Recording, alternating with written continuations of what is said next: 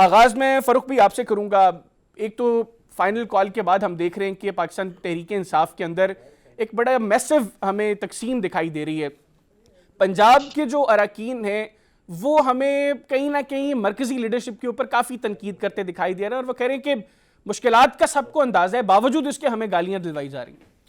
بہت شکریہ آپ کا. پہلی بات تو یہ کہ جب فائنل کال تھی اس کے بعد مجھے کئی پنجاب کے رہنماؤں سے بات کرنے کا موقع ملا اور بہت سے لوگوں کے بارے میں ایک تھی کہ وہ بہت بڑی کوئی گیدرنگ لے جانے میں کامیاب ہوں گے, لیکن سچی بات تو یہ ہے کہ میری جن سے بھی بات ہوئی, کچھ لوگوں نے آف دی ریکارڈ بھی بات کی, کچھ جو کہہ رہے تھے, اب نام تو نہیں ہم بتا رہے, وہ یہ کہہ رہے تھے کہ بھائی ہم یہاں سے نکلتے تو نکلتے کیسے.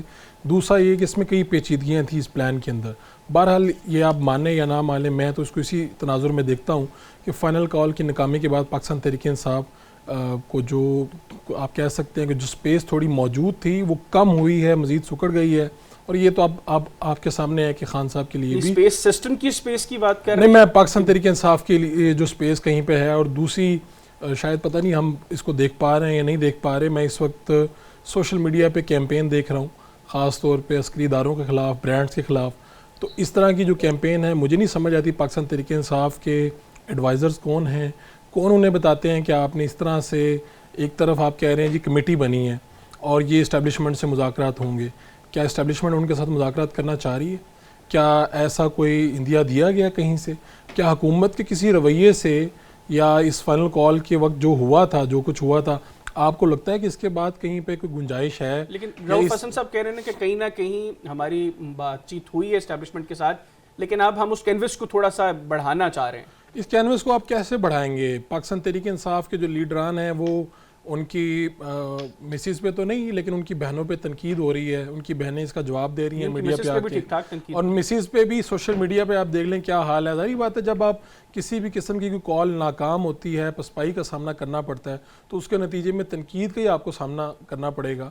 ایسی سچویشن میں میں نہیں سمجھتا کہ کوئی ایسے کوئی مذاکرات ہو رہے, اور نہ ہی مجھے کوئی کہیں سے کوئی خبر, کوئی وہاں سے اسلام آباد میں یا اس اطراف میں کوئی ایسی کوئی تبدیلی آئی ہے جس کے نتیجے میں ہاں پاکستان تحریک انصاف کے سمجھدار اور دانا لوگوں کا تو یہی رویہ ہونا چاہیے کہ مذاکرات ہونے چاہیے, بات مذاکرات کی طرف بڑھے.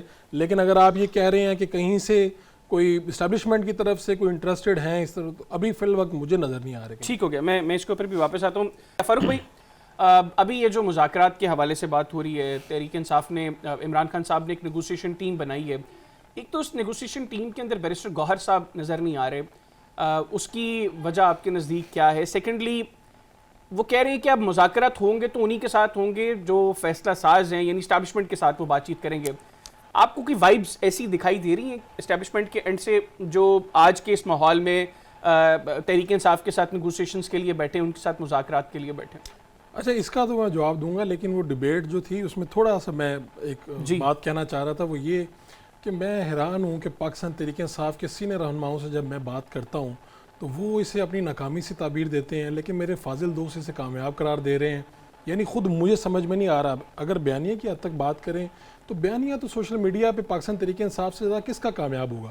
یہ کام تو آپ گھر میں بیٹھ کے بھی کر سکتے ہیں, جس کے لیے آپ کو باہر نکلنا پڑتا ہے, اور جب آپ باہر نکلتے ہیں تو پھر اس کی کامیابی ناکامی آپ کے سر پہ آتی ہے. میں حیران ہوں کہ پاکستان تحریک انصاف کے رہنماؤں کو جو کچھ نظر نہیں آیا, میرے دوستوں کو تو وہ نظر آیا. میں تو اس وقت زمینی حقائق کی بات کر رہا ہوں. میں یہ نہیں کہہ رہا کہ حکومت سچی ہے, میں یہ نہیں کہہ رہا کہ تحریک انصاف جھوٹی ہے, میں یہ کہہ رہا ہوں کہ جب آپ اتنا کچھ کرتے ہیں تو اس کے نتیجے میں آپ حاصل کیا کرتے ہیں. مولانا فضل الرحمان ایک سیف ایگزٹ لے کے گئے تھے, اسٹیبلشمنٹ نے ان کو جیسے بھی بہلا پھسلا کے واپس بھیجا تھا. یہاں پر ایسی صورتحال سامنے نہیں دیکھنے میں آئی. وزیر اعلیٰ کو کہنا پڑا, پارٹی کے جو چیئرمین ان کی بیگم کو کہنا پڑا کہ ہاں یہ جب مجھے اکیلے چھوڑا ہے تو پھر میں کیا وہاں سے, مجھے اس طرح سے کرنا تھا, میرے ساتھ دھوکہ کیا گیا. ان کی بہن کچھ اور کہتی رہی. تو میں تو ان سارے حالات کو دیکھتے ہوئے سامنے دیکھتا ہوں کہ زمین پہ کیا پڑا ہوا ہے, جو نظر آ رہا ہے. میں ساکب آپ کے پاس آتا ہوں, فاروق بھائی اپنی بات مکمل کریں. تو مجھے تھوڑی سی یہ تشویش ہے کہ آپ مولانا فضل الرحمان, بلاول بھٹو صاحب کا بھی ہم نے بھی کور کیا, مریم نواز صاحبہ کا بھی کور کیا. اس وقت کے اور اس وقت کے حالات میں تھوڑا سا ڈفرنس یہ بھی ہے کہ جبر اپنی جگہ پہ موجود ہے, آپ کہہ رہے ہیں وہاں پہ نہیں تھا, لیکن اس وقت یہ بھی نہیں تھا کہ پاکستان تحریک انصاف کا بیانیہ تو یہ ہے کہ 100% پورے پاکستان سے وہ جیت چکی ہے, اور جو کہ یہاں پر سٹ چاٹ کے بول رہا ہے یہ جادو. اس سب کے بعد جب آپ لوگ نہیں نکل پاتے اور پاکستان تحریک انصاف کے اپنے لیڈر کہہ رہے ہیں ہم ناکام ہو گئے ہیں، جب وہ ہمارے سے پتہ نہیں شاید ہو سکتا ہے وہ ہمارے ساتھ بات کرتے ہوئے کچھ اور کہہ رہے ہیں، آپ کے ساتھ بات کرتے ہوئے کچھ اور کہہ رہے ہیں.